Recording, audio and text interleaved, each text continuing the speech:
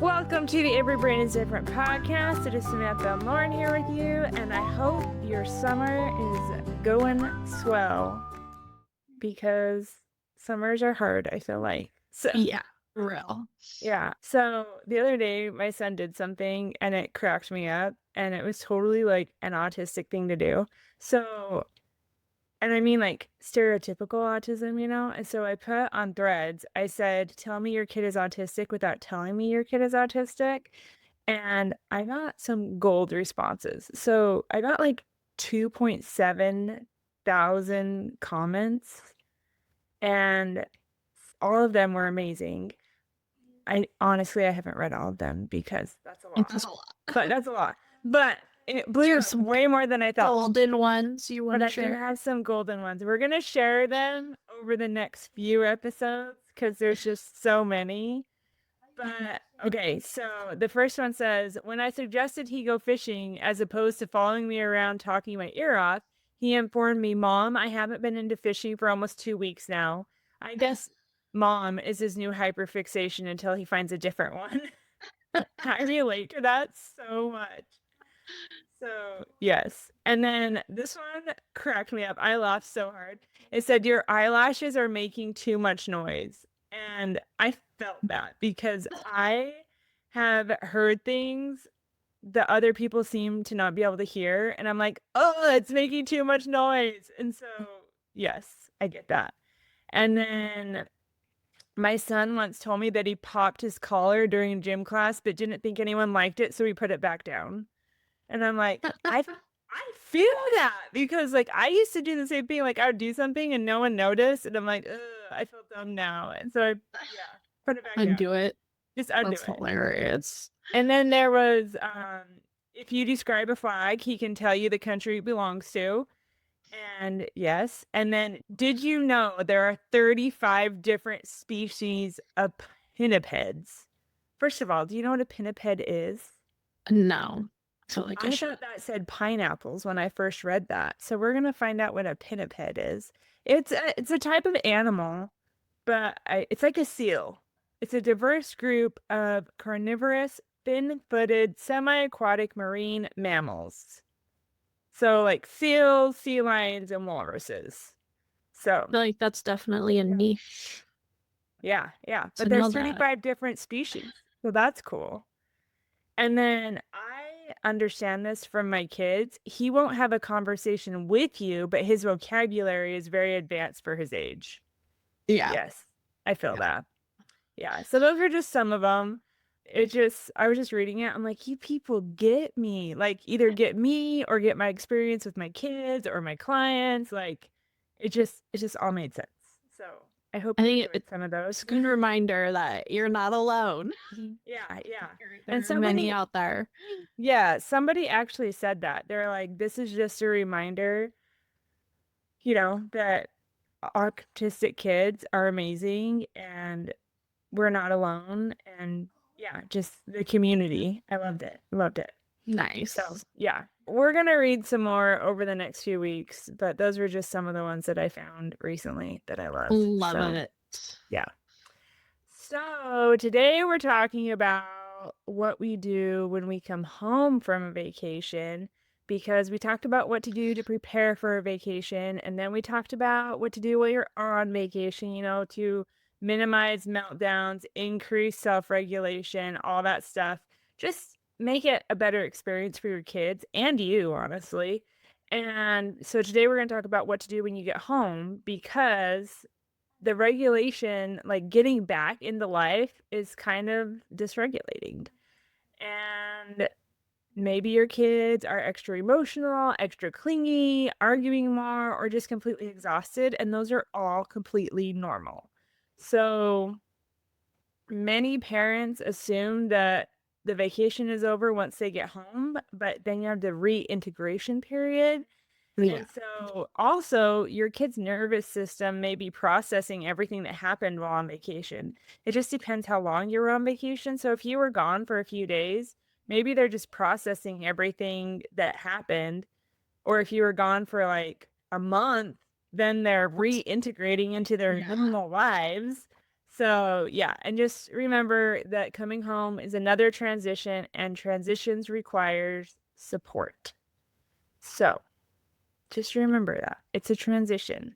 Like my son said when we went to Universal Studios, he said the last day we were there, I'm like, "Do you want to go home or do you want to stay here?" And he said, "Well, I've already adjusted to this schedule, so we can just stay here. I'm good now." And I was like, "Oh," so then that was a transition for him to go home and reintegrate into his normal life because he was used to his schedule, you know, The new at one on Universal vacation. Studios. So, yeah, his vacation schedule. And then just understanding why kids often struggle after vacation. So, one, it's a transition, but they have a delayed stress response, like we were talking about before. So many kids spend their vacation adapting, masking, managing uncertainty, coping with sensory input, navigating social situations, and they may appear fine during the trip. And you're like, man, I'm crushing this. Like, we are doing so great. But just because the kid looks like they're handling it well does not mean it's not exhausting. And so when you come home, just think about that. Give them some extra rest period, expect behavior changes. So Think of it as like a long day at school. And yeah. then you get and the masking comes off. Yeah. So we just went camping like last weekend, and when we got home, well, the last day we were there, my son said, "When are we going home? I want to go home." And usually he doesn't say that when we're camping, but this time, for whatever reason, it was more taxing on his system. We came home, he immediately went to his room and laid down and just was by himself for hours. I did make him take a shower because I'm like, that's disgusting. You haven't showered in 4 days. And you're disgusting. I'm gonna ask of you. You're not laying on your bed in your camping clothes. Like, that's gross. So he did take a shower, and then I just left him alone. He's 11 years old, I just left him alone and only bothered him when absolutely necessary for like a day or two, and he just decompressed. And so if that's what your kid needs, then that's what your kid needs. And just remember, like, kids handle it differently. And so your kid may need more of your attention. When me and my husband went on a vacation, we came back. My kids were on a vacation kind of their own because they went to my sister's house for 9 days.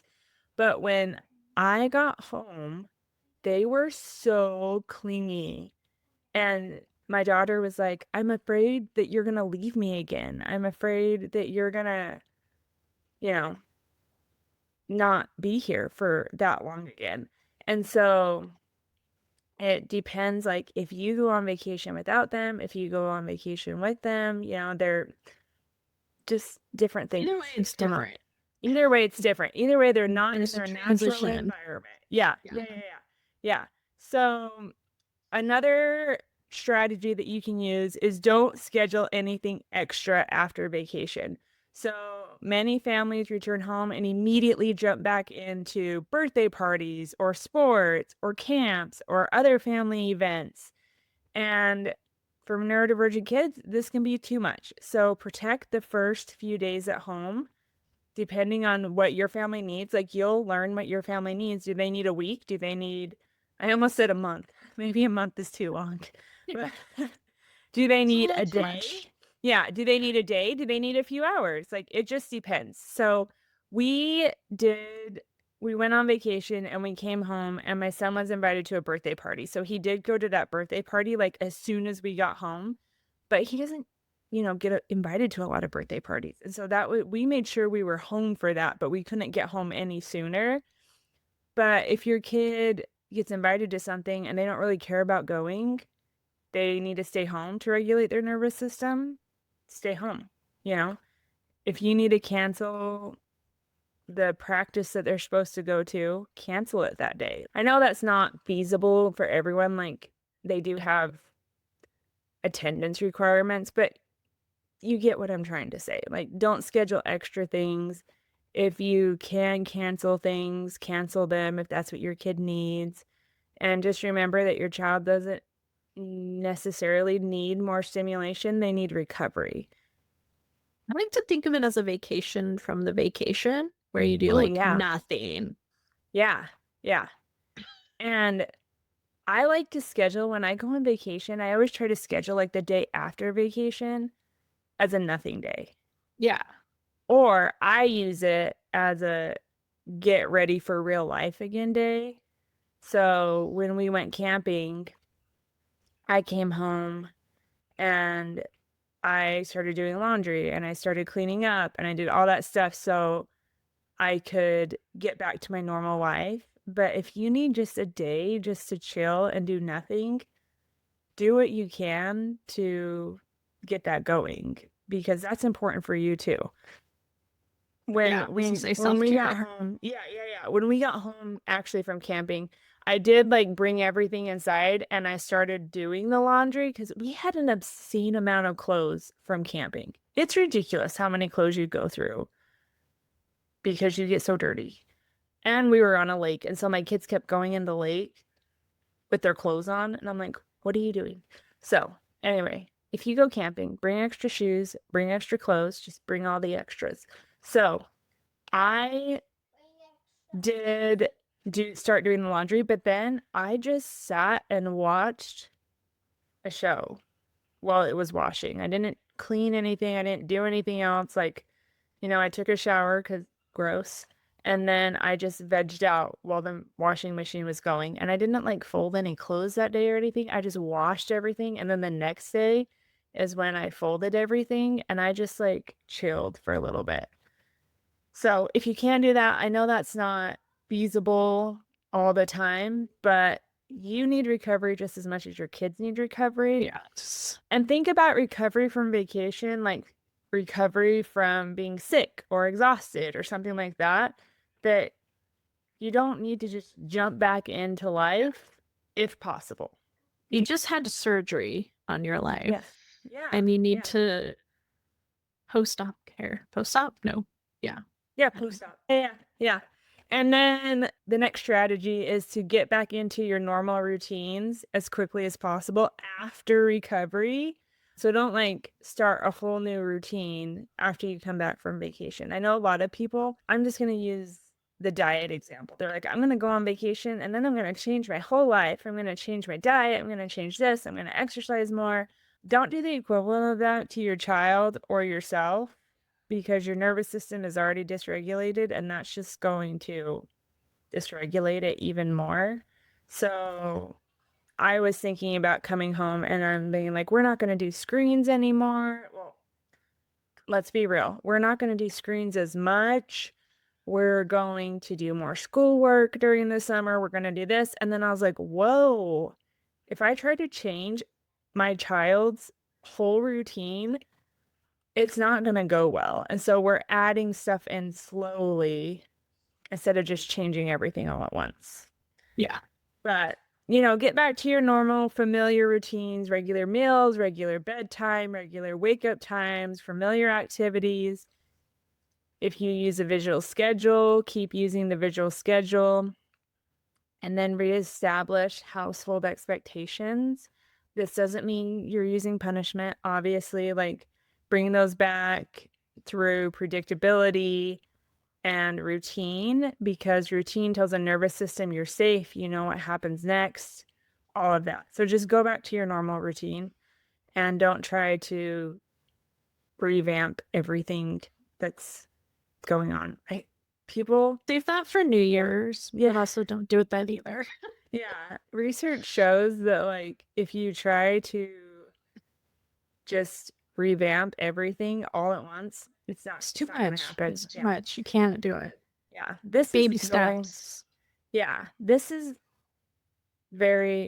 a complete tangent, but Atomic Habits by James Clear helped me a lot when I wanted to revamp some things in my life, like change some things. Every other book I've read about setting goals and all this stuff did not work for my neurodivergent brain. But his book, for some reason, Just, It's the one. I feel like it was written for neurodivergent people, and it definitely wasn't, because it's helped basically, I mean, he sold millions of copies. But if you're looking to change some things in your life, I highly recommend reading that book because it changed me. So, Nice. anyway, that's a tangent that should be expected on this show. As we do. The next thing is to respect. I meant to say expect, but also respect the recovery period and give your child grace, give yourself grace, because you may be more emotional, your child might be more emotional, more sensitive, more rigid, more tired, more withdrawn, and just respect the recovery period and give you and your kid grace. And so just remember, this doesn't mean that your vacation was a mistake. It's just a transition period after the vacation. So think of it like a battery. When you're on vacation, your battery might have gotten drained more than normal, but the recovery period after vacation is what fills it back up to 100% or whatever. So, yeah. And then prioritize rest over productivity. You know, many people come home, including me, they focus on unpacking, laundry, catching up, cleaning. And that's what helps me generally to like get back. That is my recovery time for the most part, but it might not be your child's, and that's okay. So don't expect your child to help you with all those things if what they need is just rest. And they might need extra downtime. They might like reading. They might need extra screen time because a lot of kids regulate with screen time. A lot of kids don't. But if your kid has a little more extra screen time than normal, like during vacation or after vacation, don't get down on yourself. Like, it's totally fine. This isn't being permissive. It's not, doing anything wrong, letting them participate in the screen time. It's helping their system regulate, and that's fine. Recovery. Yeah, don't let anyone shame you for screen time if that's what your kid needs. And then your child, might be more emotional, might have more meltdowns, might, all that different stuff. And focus on connection first. So, how are they feeling? What do they need? What helped during vacation? What feels hard about being home? You can ask them that, or you can just play detective and kind of figure it out. But remember that behavior is often communication, especially during transitions. So if your kid is struggling more than normal after a vacation, you can ask them, say, what's going on? How do you feel? How does your body feel? They might need more water than normal. They might be dehydrated because they didn't drink a lot while on vacation. I think a good idea after vacation is just having like a debrief. Like, Mhm. how are we all feeling? How did it go? What did we like? What did we not like? Things like that. Yeah. Do you want to go on that vacation again? Yeah. So, yeah. And then I would say have the debrief maybe a couple days after the vacation so that your kids are kind of recovered. But having the debrief is an important part of the post vacation plan because you can gauge whether that was a successful vacation. Like, did your kids like it? If no one liked it, but you're planning on going back, ask yourself why. Maybe rethink that. Yeah, yeah. And then, you can ask them questions like, what was your favorite part? What was hard? What helped you when you felt overwhelmed? What should we do differently next time? And by asking these questions, it builds self-awareness, self-advocacy, and problem-solving skills. So if they say, I really didn't like standing in line at the theme park we went to. Well, how can we make that better for next time? Can we bring activities to do in line? Does the theme park have like a pass for kids with disabilities? Like, whatever. Is that just part of being at a theme park? And so maybe we don't want to go to theme parks for a while. Just asking yourself those different questions can really help. And then The next one is watch for delayed burnout. So your kids might seem fine directly after vacation, but then struggle several days later. So, they might have those increased meltdowns, sleep challenges, emotional outbursts, increased sensory sensitivities, all the things we've talked about. And their nervous system doesn't feel safe enough to let it go until a few days later when you think that they're recovered. Just remember that your kid isn't manipulating you. It's communication. They're so struggling. They need some help with regulation, and that's okay. So, here are the takeaways that we talked about today. Coming home is another major transition, so remember that. Don't schedule extra activities immediately after vacation. Return to normal activities as quickly as possible. Expect some recovery time and respect the recovery time. Yes. And prioritize rest over productivity. Focus on connection before correction. Reflect on what worked for future trips. And then watch for delayed signs of overwhelm or burnout. So this could be like days later. It could be weeks later. Just watch for signs of delayed burnout.